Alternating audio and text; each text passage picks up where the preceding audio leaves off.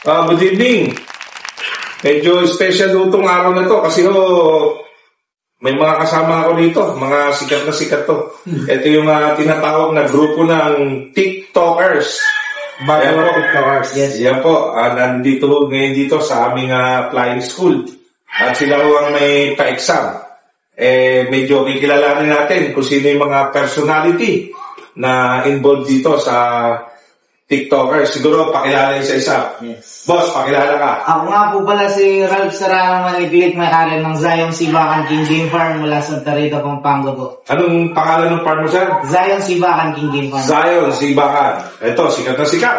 Napapanood ko lagi sa YouTube. Good evening po sa inyo lahat. Ako po si Randy Hebron from Calamba, Laguna. Ang pangalan po ng farm natin ay True Blood Hebron Game Farm. Saan location yan, boss? Located in Calamba, Laguna po. Calamba, ikaw, Pampanga, si Laguna. Si boss? Rolando Navidad po ng Nabs Game Farm, Bulacan. Bulacan. So, lahat do kayo breeder.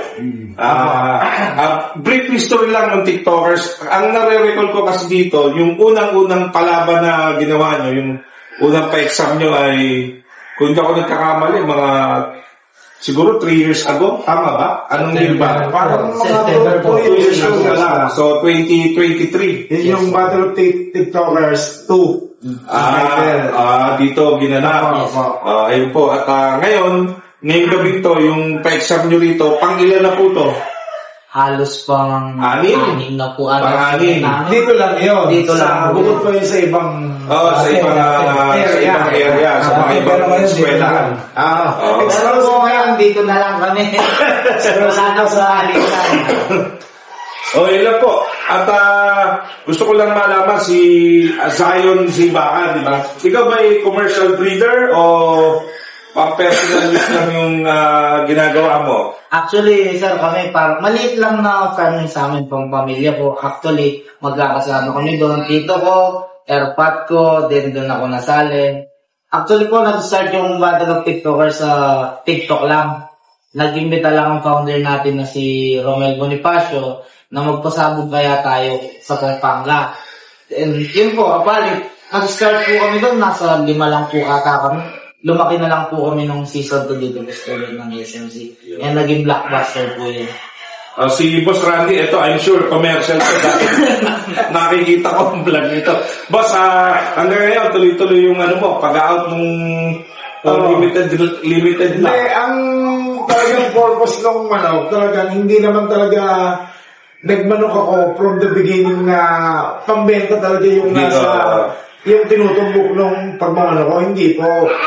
Nagmanok po ako para sa sarili ko. Kasi nga talaga, boss, nabibili napapag-usapan ng mga family friends kasi yung parents ko politika din sa amin Okay. So kaya hindi rin natin mapigilan na magbenta. So ano nangyari? Lumaki, benta laban. Si Boss naman, ano ng pagmamanok natin? Sa po ngayon, panggamit lang. Sarili lang talaga. Pero sana balang araw, makapag-out din. Makilala yung update farm. Ano ba ang mga future plans nung ang alam ko may mga event na kayong naka-schedule dito hanggang next year, no? Etong parang December, meron pa yata. December 2 po, national event po natin. Okay, yan. Abangan natin December 2. Isang malaking event ang gagawin dito. Tapos, next year may schedule na rin. Yes po, February naman po yun. Season na po. Boss, yun nga yung napag-usapan namin 4, although wala si RTF dito, na sabi namin na mas pagandahin na namin yung pa-premyo. Para malaki naman yung pa-premyo ngayon. mas gaganda po namin.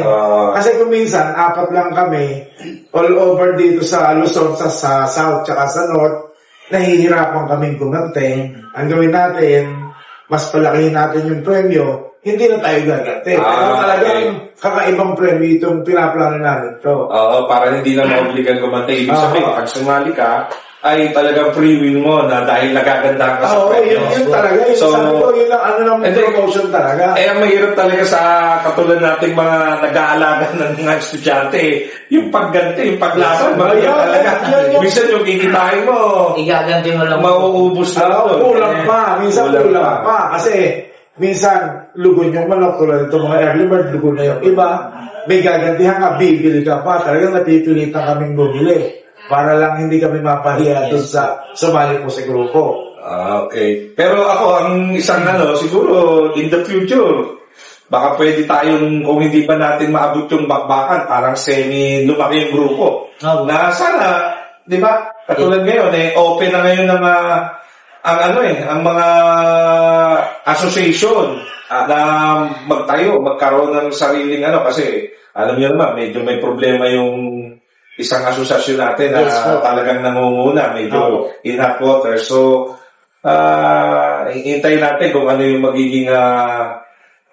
magiging hatol kung sa yun lang boss. At kami from the management mula sa boss ko, ATMP, yung aking kasama si Regan at lahat ng bumubuo ng Santa Monica Management ay nagpapasalamat kami sa inyo boss na napili niyo po itong aming school na dito idaos ang inyong mga event. And hopefully, itong organization nyo lumaki at tumagal. Yes. Yun lang po. At maraming salamat to.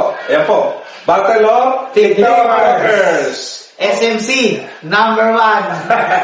Maraming salamat po sa SMC. Thank you boss.